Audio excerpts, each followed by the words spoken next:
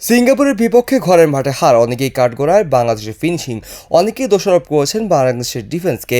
এর মাঝে উঠে এসেছে আরও একটি দিক। সিঙ্গাপুরের মতো দলের বিপক্ষে খেলতে নামার আগে সেই মানের এক দলের বিপক্ষে প্রস্তুতি সারা দরকার ছিল বাংলাদেশের, কিন্তু সেখানে ভুটানের বিপক্ষের ম্যাচে খেলে বাংলাদেশ যা সিঙ্গাপুরের সমকক্ষ নয়, যে কারণে বাংলাদেশকে ভুগতে হয়েছে এমন কথাও জানান অনেকেই।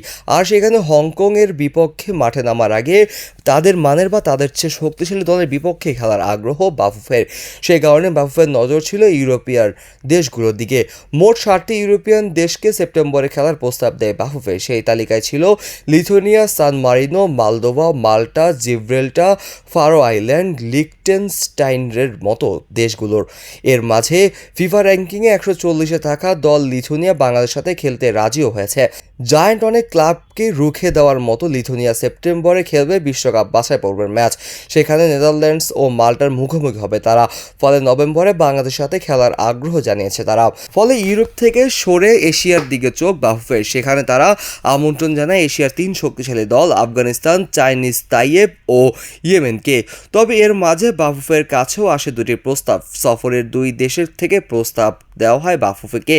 সেখানে লঙ্কানরা বহুজাতিক টুর্নামেন্টের প্রস্তাব দেয় তাকে, আর সেটির দিকেই আগ্রহ বাফুফের। র্যাঙ্কিংয়ের 200-তে অবস্থান করলেও এই মুহূর্তে সাফের শক্তিশালী দল শ্রীলঙ্কা, কেননা তাদের আছে 10 জনেরও বেশি প্রবাসী ফুটবলার। তাদের মাঝে আছে ইংল্যান্ডের 4র্থ বিভাগ, জার্মানি 3য় বিভাগে খেলা প্লেয়াররাও। শেষ ম্যাচে লঙ্কানরা হারিয়েছে চাইনিজ তাইয়েবকে, তাও আবার 3-1 গোলে। এছাড়াও লঙ্কানরা এই সময় খেলবে বহুজাতিক টুর্নামেন্ট। ধারণা করা হচ্ছে এটি হবে 4 দলের আসর। হংকংয়ের বিপক্ষে মাঠে নামার আগে একটি টুর্নামেন্ট বাংলাদেশ দলকে পুরোপুরি ঝালিয়ে নিতে পারবে নিজেকে।